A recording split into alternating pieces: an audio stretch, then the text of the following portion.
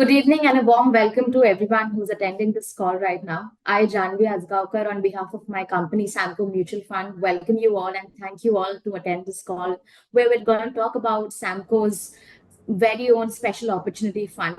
In today's time, we think it is necessary for the investors and partners to understand that with the kind of events which are lined up globally, what exactly does this particular fund has to offer?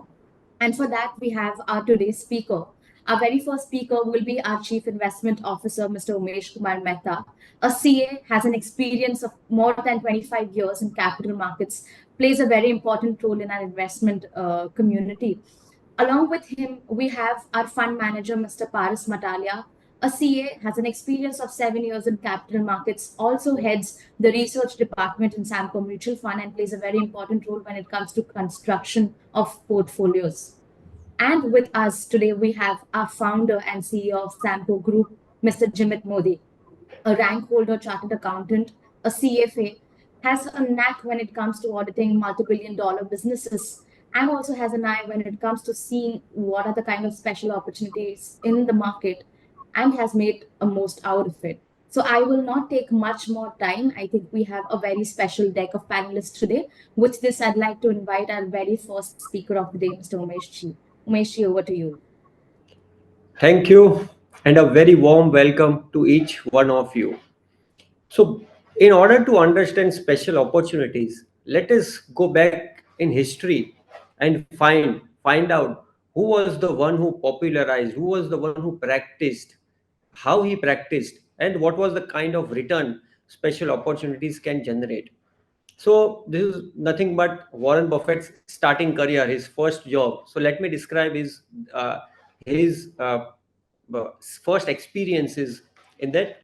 So Graham Newman and Company was the company that Warren Buffett found his job, and there was this opportunity that Mr. Graham told Warren that kindly execute one arbitrage trade. So that trade was buying Rockwood Company at $34 and tendering at $36. So this was the $2 arbitrage trade that Graham told Warren to execute.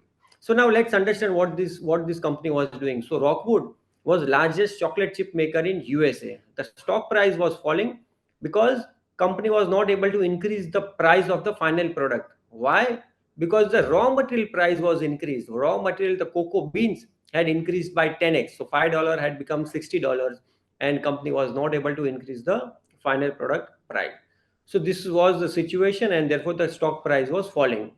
But company had lot of cocoa beans inventory, and if company sold that inventory in market, the raw material inventory, cocoa beans, company would have made super normal profits.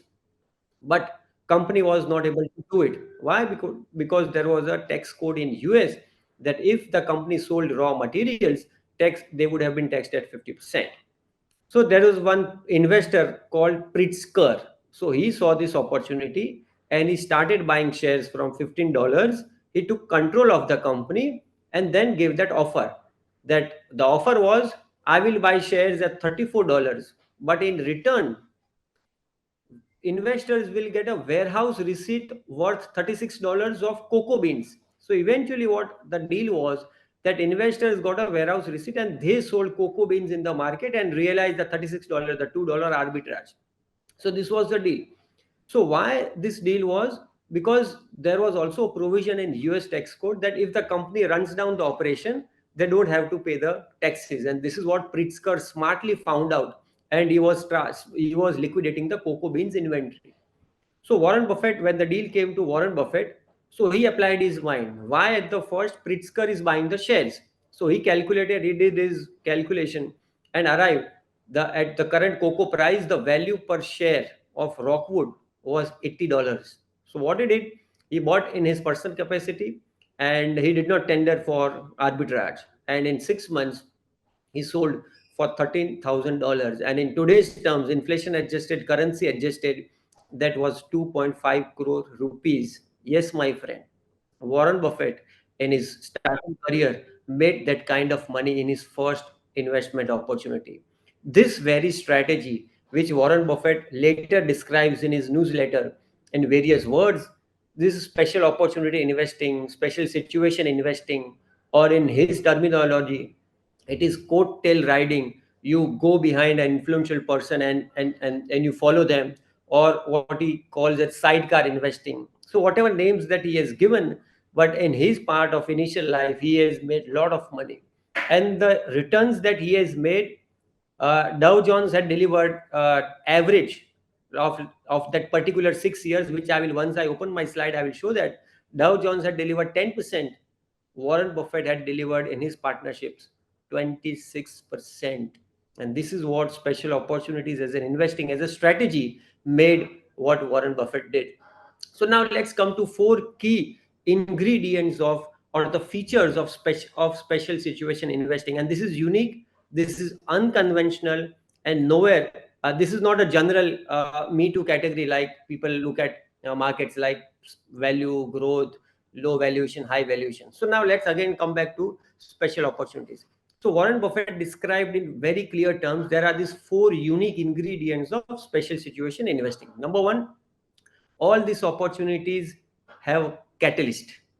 Pritzker offer was a catalyst. Because his offer was there, the company was able to liquidate cocoa beans inventory and company returned to profitability. Otherwise, without that offer or catalyst, company, the stock price would not have increased.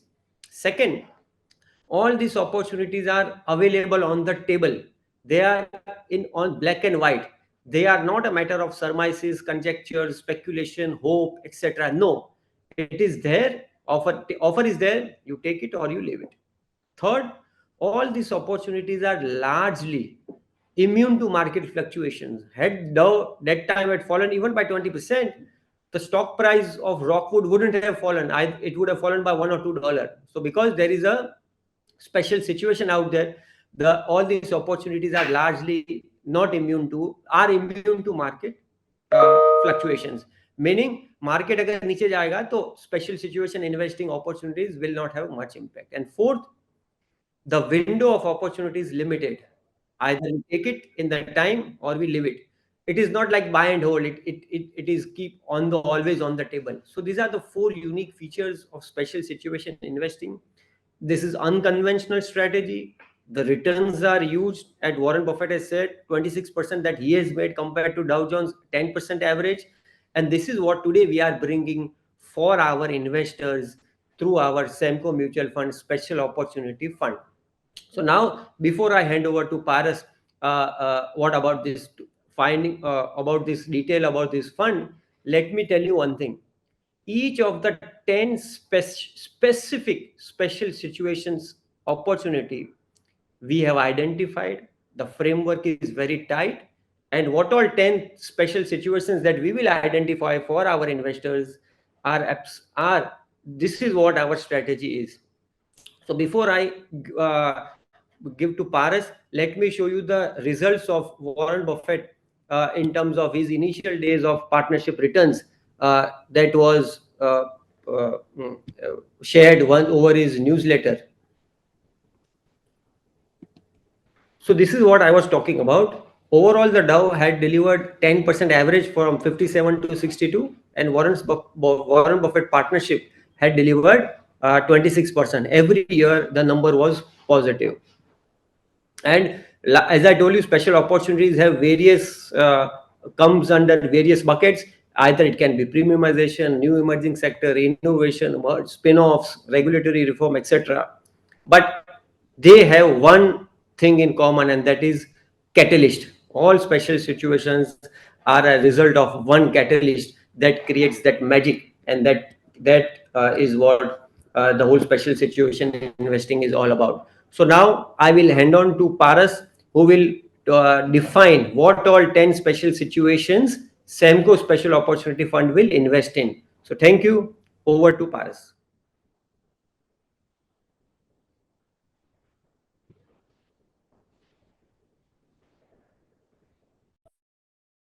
Thank you, sir, and thank you everyone for taking our time today. I'll just share my screen. So, as he rightly said, we've very well articulated our strategy, what kind of situations are special situations for us. So we've created a model called disruption model, where it's an acronym where each and every letter means a special opportunity for us. So, when we think about special opportunities or special situations, when we hear these two words, generally what comes to mind is, corporate actions like spin-offs, mergers, demergers. But ultimately, why do we call this situation special is because they lead to higher growth outlook, higher profitability, higher margins of the business, which in turn leads to higher prices for these companies and these businesses. So we went back to the drawing board, and we said, let's find out more situations like this which lead to similar outcomes. And we created this disruption model where each and every letter is very well articulated for us what special opportunity is, how it looks like. So what we've done for you today, we've created a deck where we are going to explain each and every special situation like digitalization, like insider mirror trading. We'll look at one example from the past where already this special situation has played out, and one situation which where currently this special situation is playing out.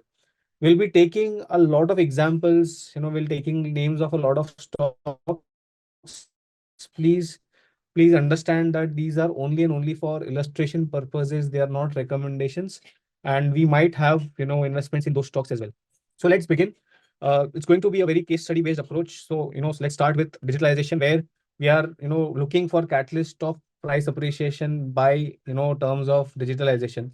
So we'll go through each and every one of this and their examples. So when we talk about digitalization, even us as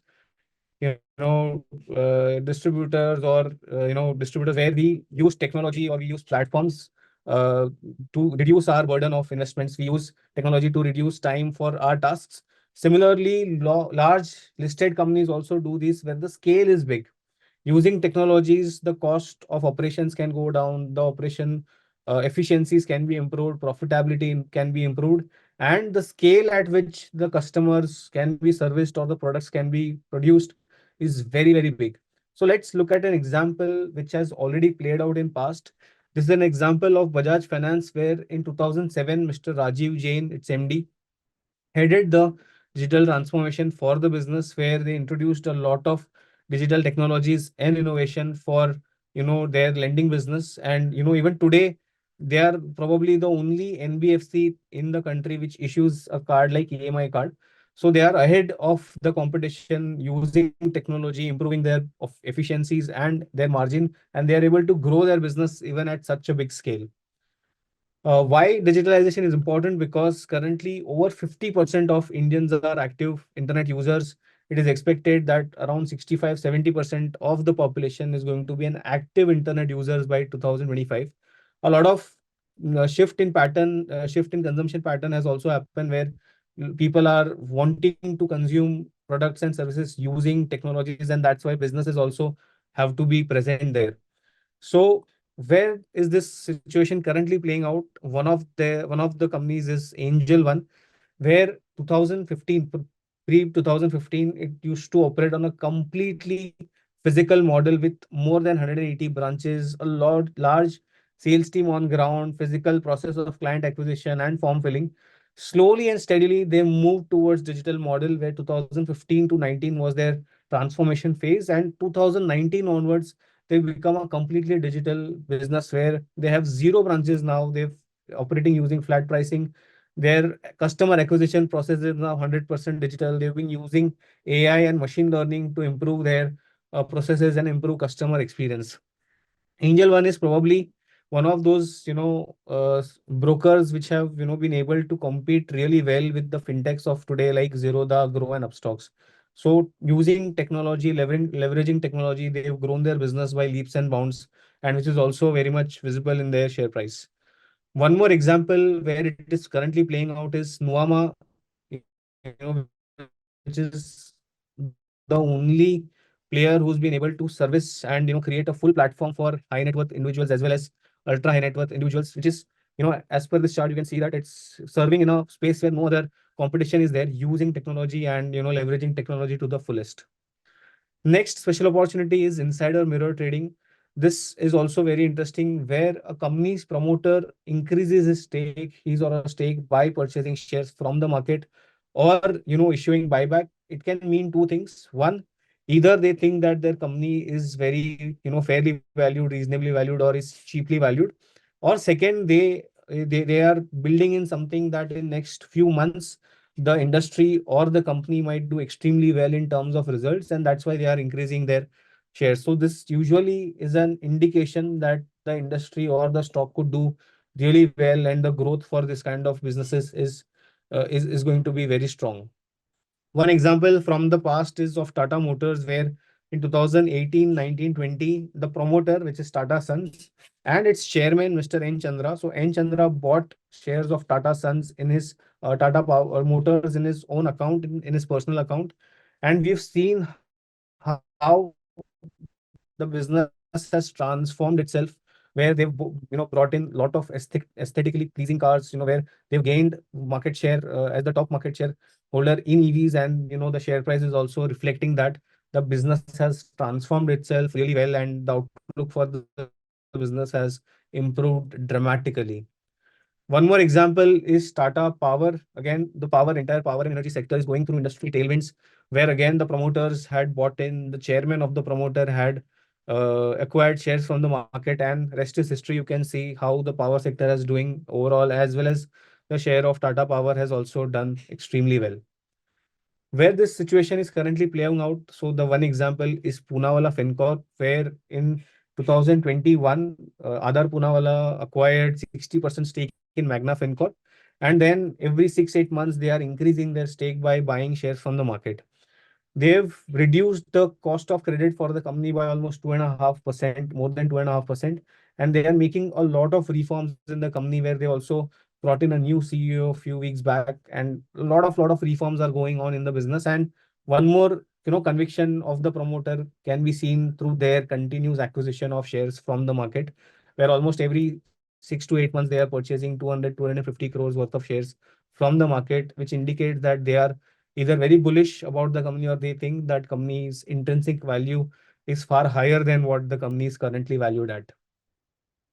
One more case for this is Adani Power, where in July, August 2023, the promoter bought about 804 crores worth of shares from the market. Again, indicating that there could be good value from here on, or the industry, power industry, as tailwinds are going on, should do we keep doing well going forward as well. Next is spin-offs and corporate actions. So, the general definition is whenever, a fundamentally strong business, quality business is combined with a fundamentally poor business in a single entity, it is said that generally the single combined entity will be given valuation of the fundamentally bad company. So when the good company comes out of that conglomerate, or good company spins off from that, it will be given its due potential, due multiple, and the share price will rise. To understand that this in an example, we can say that, say for example, we keep class 1 students and class 10 students together, and we make them study the same things, it will not work well for either of them.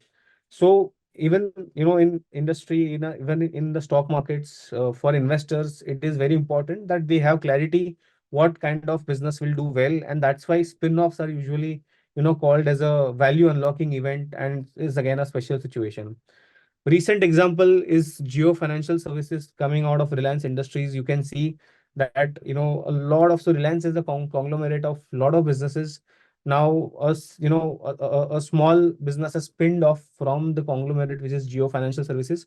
Even though the business has not picked up yet, there is a lot of announcements around what kind of businesses they'll be doing. But that is also enough for investors to buy the story and invest in the stock, where the Geo Financial Services is outperforming Reliance Industries, where a lot of businesses are kept together within a single entity. One more past example is of Aarti Industries. So Aarti Industries, is one of the largest benzene producer in the world, which is a commodity chemical, where the margins are not that great. But Aarti Industries, had a business of specialty chemicals, where the margins are north of 25-30%, which they hived off into Aarti Farm Labs. Clearly, you can see, because of higher margins, Aarti Farm Labs, since it has come out of the company, is outperforming Aarti Industries, which had a lot of businesses earlier.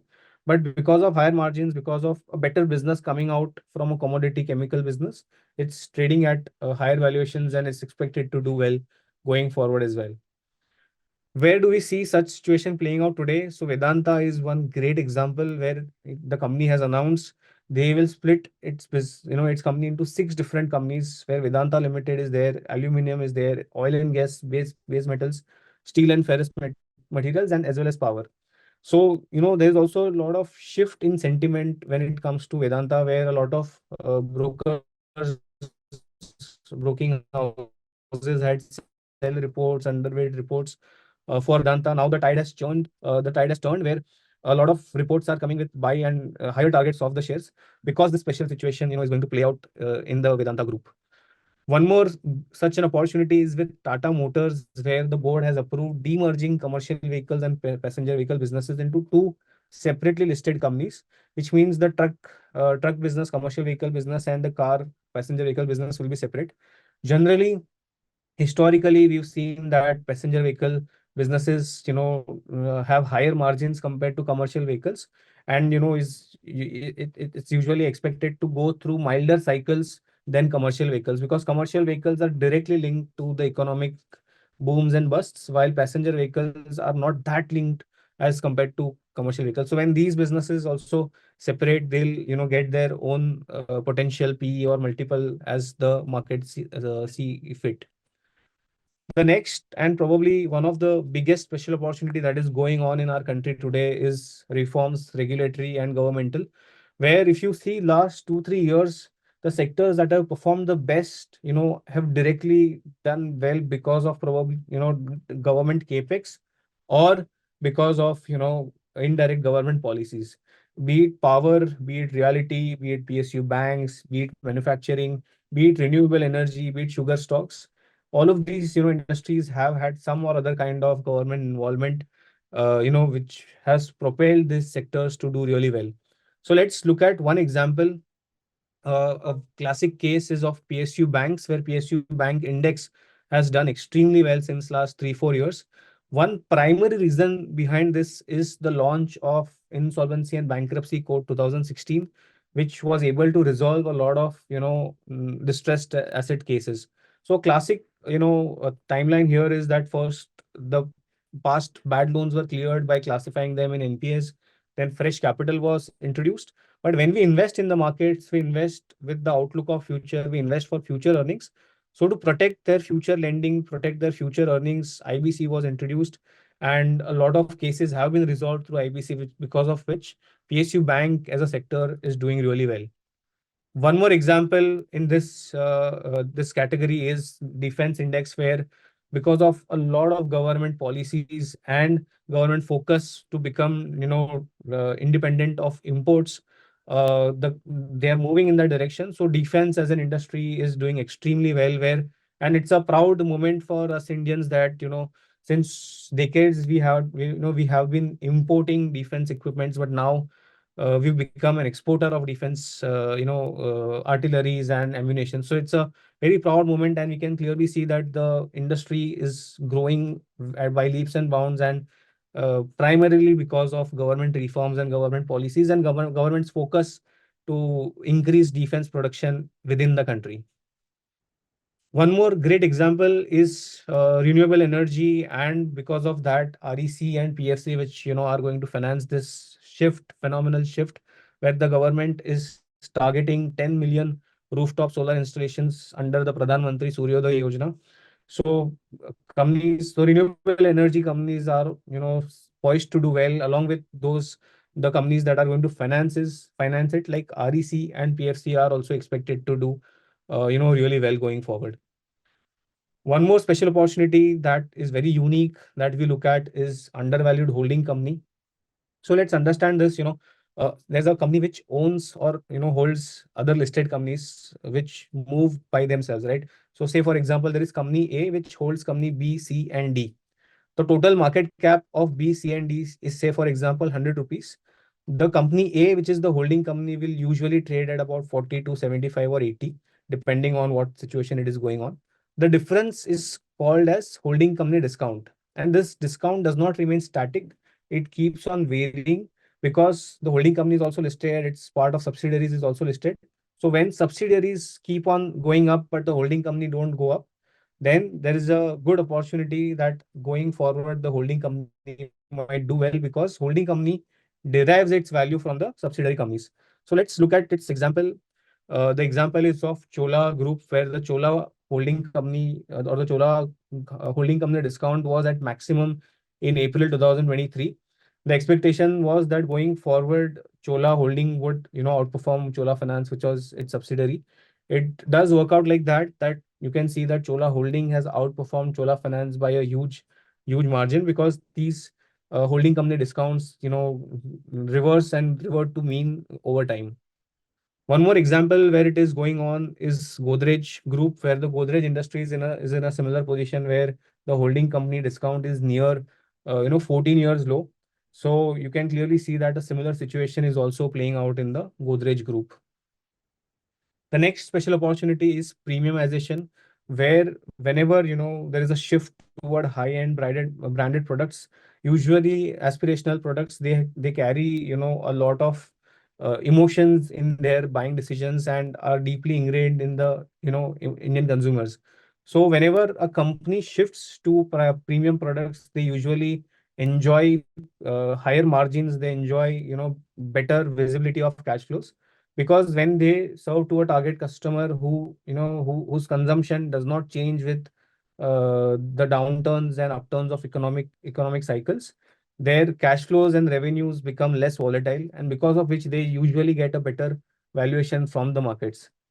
One example from the past is Britannia Industries, where Mr. Varun Berry, changed the company's focus to premium products, and the results were very good, where the margins, which were in single digits, went up to more than 17-18% over time, and share price is also, reflecting that how the margins have improved and the business is doing well because of a shift to premium products.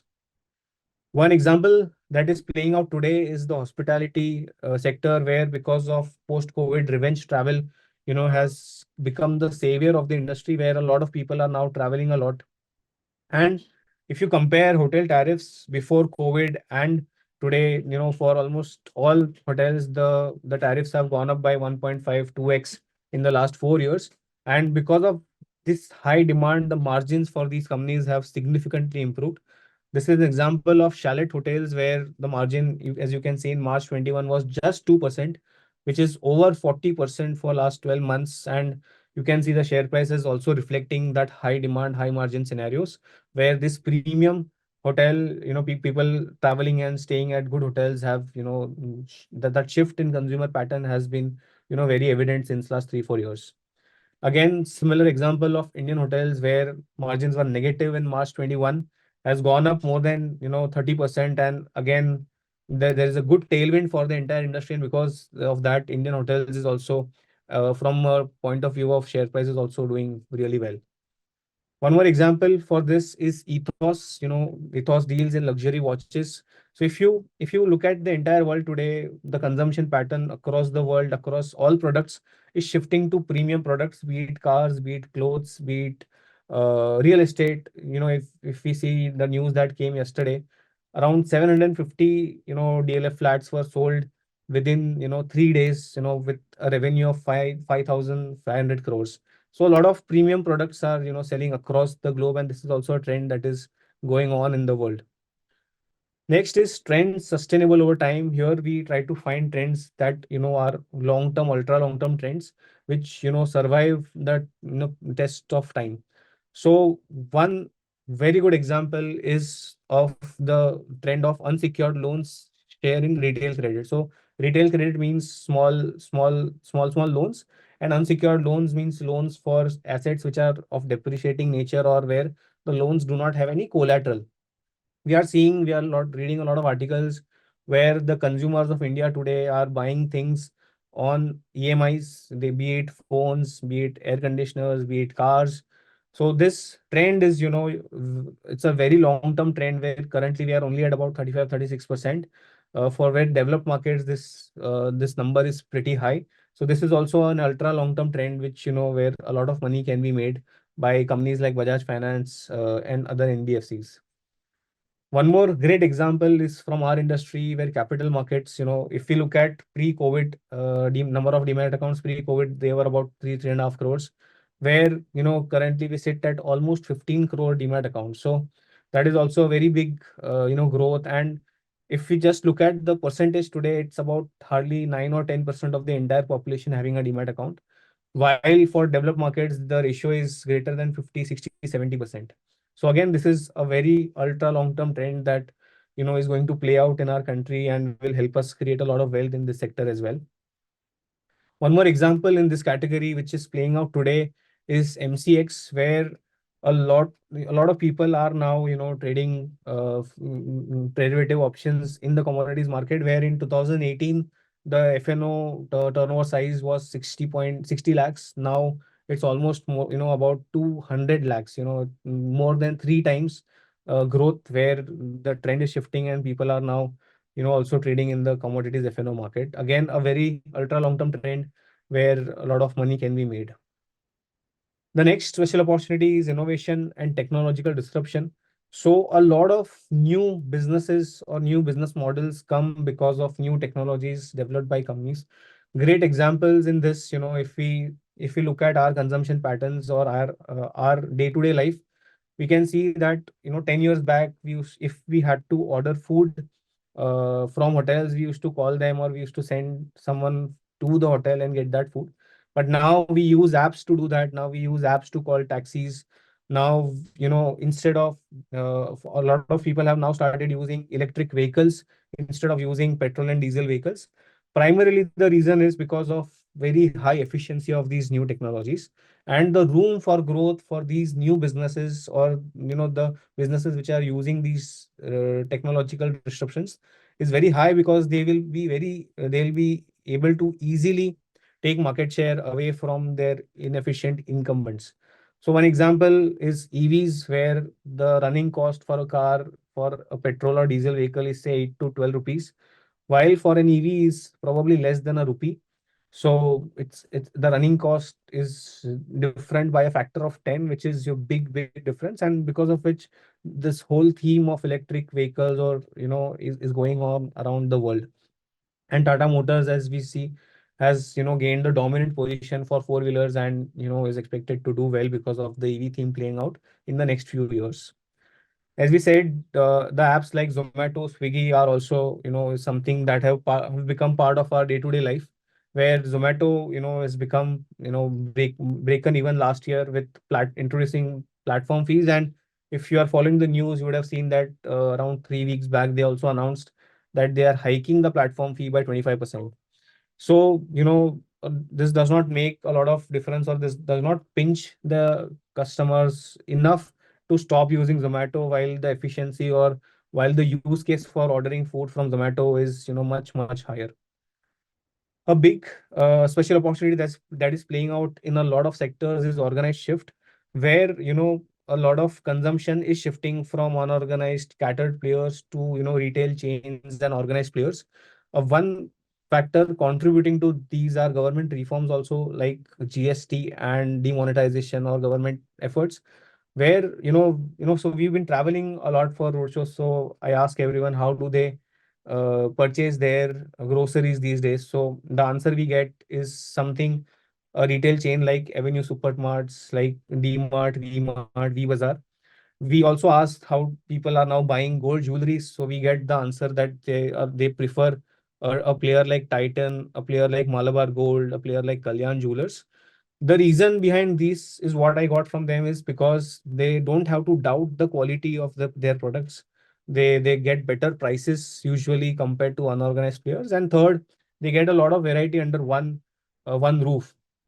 If we see, even in the clothing segment, since last 1.5 years, a lot of people have now, started buying clothes from a retail chain like Zudio, where they are offering affordable clothes in a very good way. uh, as we said, acts like demonetization and GST implementation has also helped to this organized shift, where a lot of organized players, especially even in the footwear industry like Relaxo and Bata, have gained because of these movements. One more example that is currently playing out here is Policy Bazaar, where a lot of people, that this trend is slowly playing out, where Policy Bazaar has already sold about 1.9 crore policies, and number of individuals that have bought an insurance policy from Policy Bazaar is about 90 lakhs. So slowly and steadily, even from an unorganized players, they are moving to online players or online distributors like Policy Bazaar. The last letter in the disruption is new and emerging sectors. These are those sectors which were, very small, probably 10 years ago, but now have become very important, and they are in a nascent stage where they can become very, very big from here. So one example is defense, where again, defense has become, the talk of the town today, where because of a lot of government policies, defense has gained a lot of ground and is expected to become much bigger going forward as we look at the government's policies. Another very unique, case study or very unique industry that we've seen that has, mushroomed is in industry like tips industries, where the company owns thousands of songs in its kitty, and it has a copyright for 60 years. So whenever someone, charges money to play those songs anywhere, tips industries gain, some part of revenue, where earlier this thing used to happen on an offline method where the reach for people was less. Now, thanks to geo and thanks to low data cost, especially in India, a lot of people are watching songs and listening to songs on paid platforms like YouTube and Spotify and so on, and because of which the revenue for this company has gone up significantly, and the share price has also moved significantly higher. If you see from COVID bottoms, it has gone up by more than 25-30 times. So tips industries again is a very unique sector which is growing. It's a new sector that has developed because of technology as well as low data cost in India. One more example, we've been talking about EV.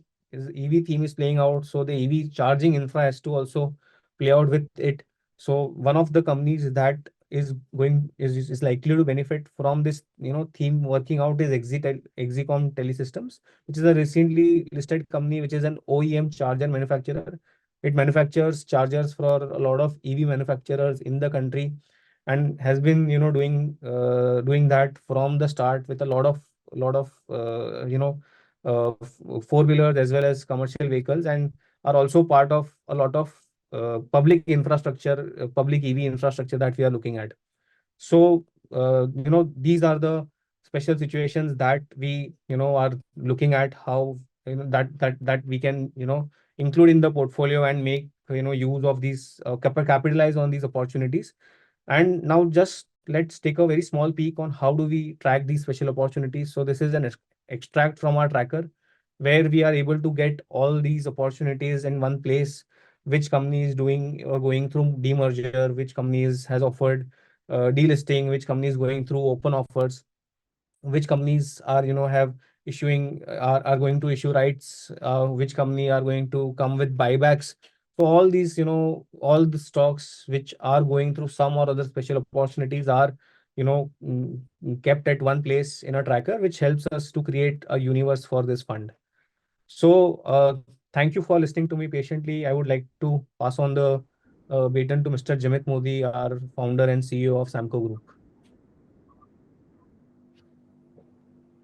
Before that, I think Umesh bhai, there are a few aspects on the scheme that you had to cover. Yes. So, so let us come to the main part. Why Samco Special Opportunities Fund? Let me share my screen quickly. Yeah. Okay.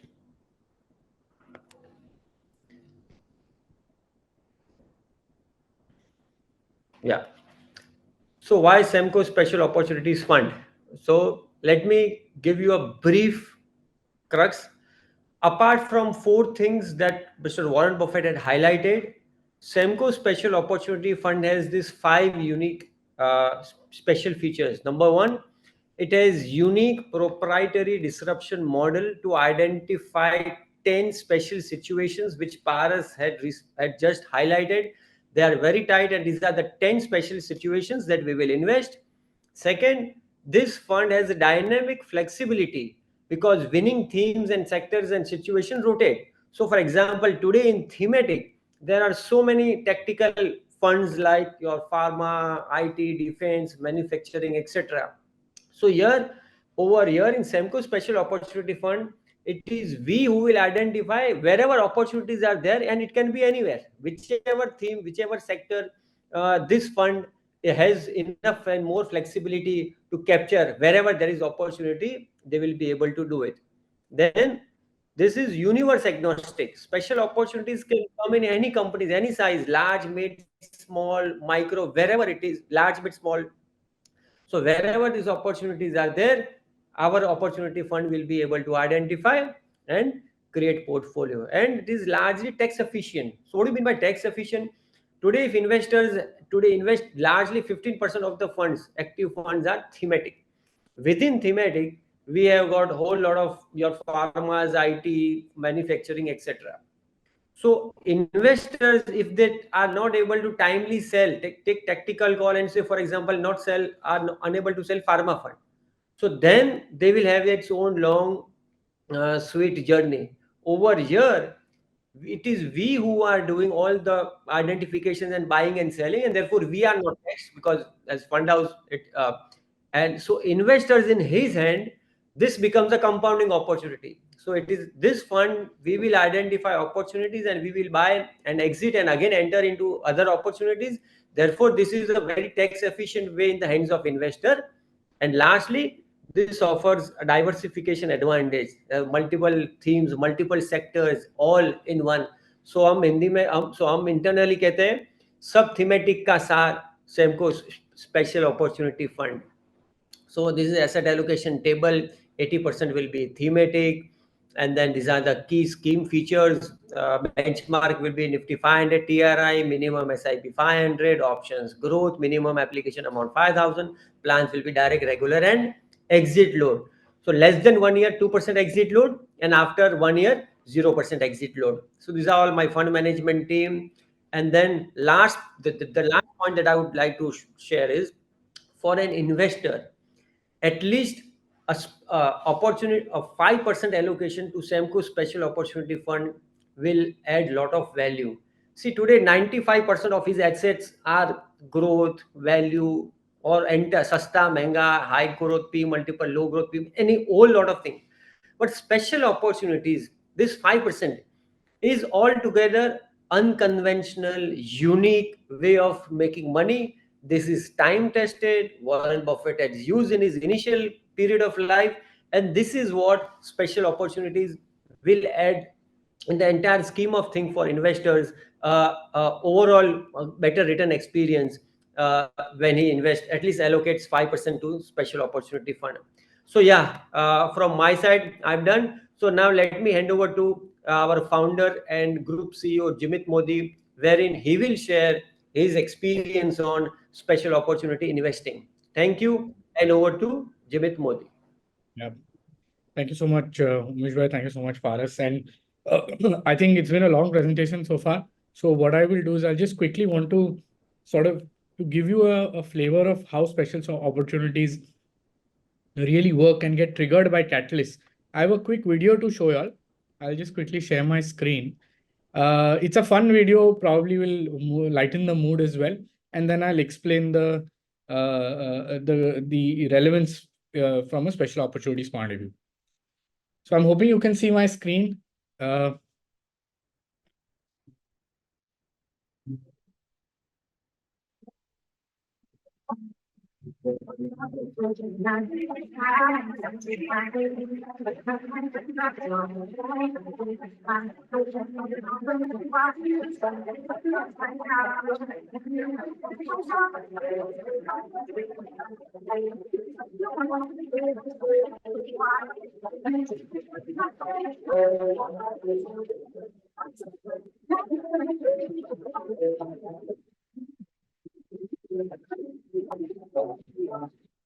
Yeah. So I'm hoping you guys could see it. And the point of this entire video was that you could see that there were so many sticks lined up, and there was potential energy. If somebody understands physics, there was potential energy, and that got triggered and got converted into kinetic energy when the catalyst was applied. So when that fire was lit, the catalyst that worked as the catalyst, and the potential energy resulted in the conversion into kinetic energy, and explosion happened. Now same thing happens with stocks and special opportunities as well. So sometimes there are stocks. So what I will do in the next 5 minutes quickly just share my personal experiences and some learnings on special opportunities and how and why they make money. And the first biggest learning is special opportunities are like this sleeping giant, like a kumkaran, where the opportunity is there for the taking, but it's sleeping, but it needs a trigger. It needs something to trigger, something to wake that kumkaran, some event, some action. Now I'll give you an example. One of the special opportunities where I made some of the largest money in my life was in United Spirits 2012. Where United Spirits was always the largest liquor company, 55% market share. But back then, it used to trade at $1 billion market cap. And why was it? Because the group was tainted. See, Vijay Mallya the group was tainted only, and Kingfisher, the fact that it was on the verge of bankruptcy resulted in fact that Kingfisher resulted in a discount for United Spirits. But what really happened is that once Kingfisher went towards bankruptcy, then Mr. Mallya had to sell United Spirits. And that the bankruptcy of Kingfisher, that was the catalyst. That catalyst resulted in a special situation where somebody had to come and take over that asset, and that could result in a re-rating. And the price was $600 when this whole catalyst actually got triggered off. Eventually, the deal happened at 1440, and the price has, this is all pre-X split prices that I'm talking about. Now, as I said, the learning number one is for every special situation, there has to be a catalyst. It could come from internal, or it could be external as well. Like in case of United Spirits, it was an external trigger. The second thing, so what typically happens in a special situation? So special situation is like most special situations are like a 4-part movie. There are 4 parts to that movie. The first part is hope that something will happen. The second part is validation. So, the first part was there was a hope that, Vijay Mallya would actually sell. The validation was, when United Spirits came out and said that, okay, we are talking to few people, we are actually in the process of selling, and we are talking to few people. That was the validation. The third part is the actual evidence of the special situation playing out. So, which is the actual deal that happened. And the fourth part of the movie is that what happens after the announcement has been made, and the result of that particular event. So it's a 4-step movie. Now, the reality is that, like every movie, some movies are long, some movies are short, some get finished in 6 months, some get finished in 18 months. So some special situations play out in 6 months, some play out in 18 months. And every special situation has its own ebbs and flows. So like a movie plot, there will be ups, there will be downs, there will be climax, there will be anti-climax.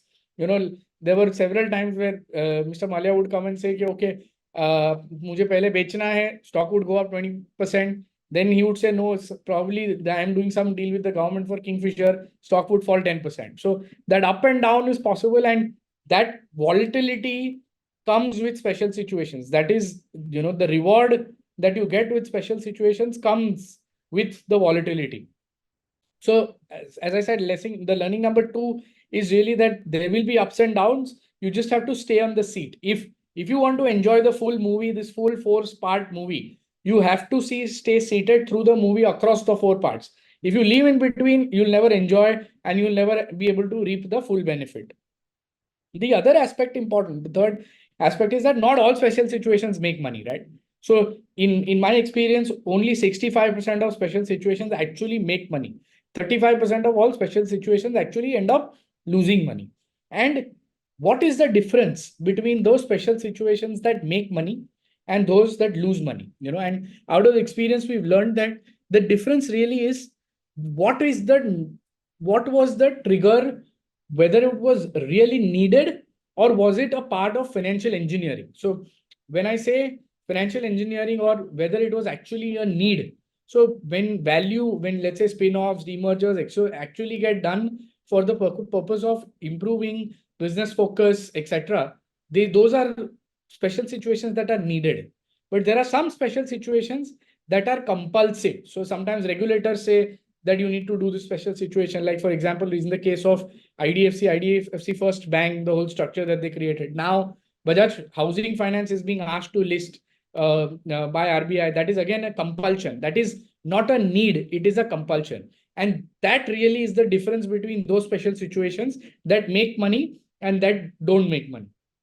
And the final point that I want to make, right, and which is, why do special situations make money? So, why is it that a lot of money can be made in special situations? Why do they create substantial wealth? And a lot of special situation opportunities in globally have sort of delivered 24, 25, 30% returns. So what is it that causes it?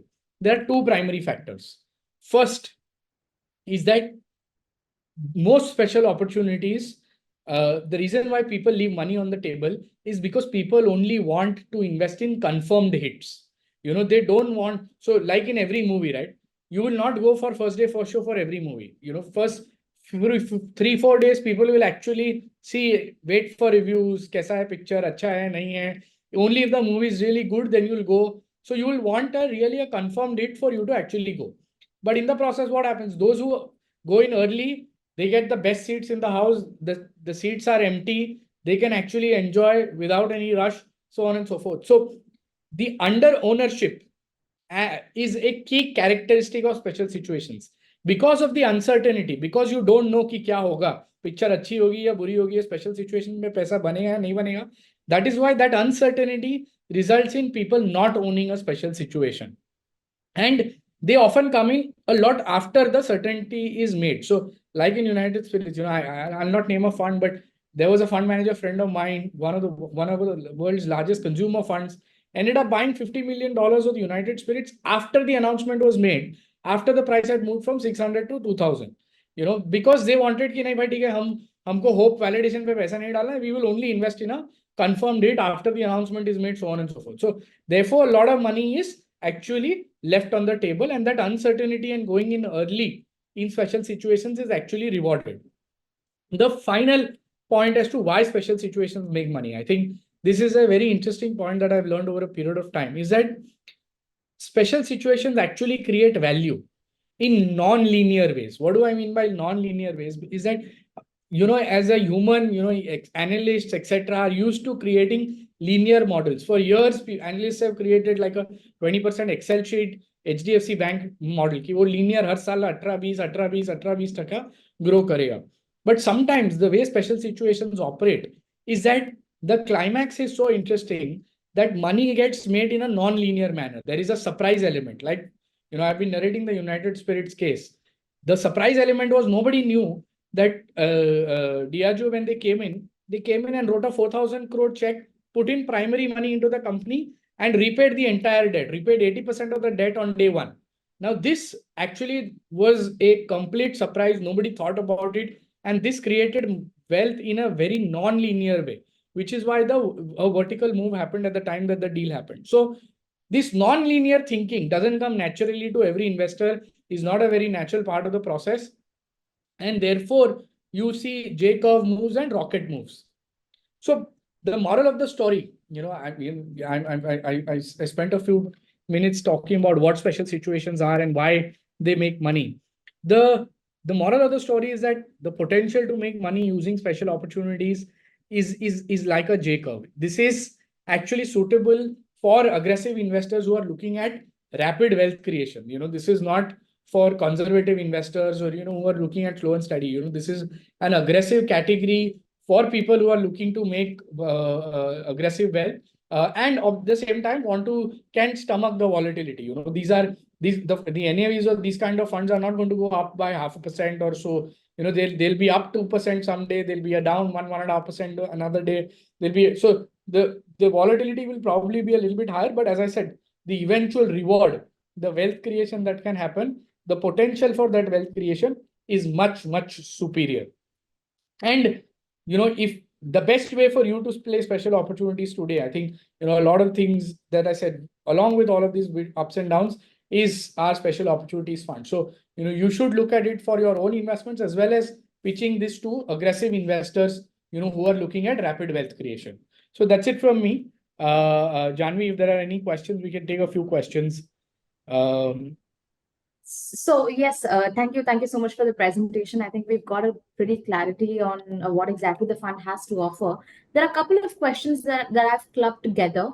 So any one of you could answer. So the very first question is, at a time, is there possible that the special opportunities are always lying in the market? First is that. Second, in the scenario where there are none of such situations and opportunities there, what do we do? Does the fund convert into a flexi cap or an arbitrage?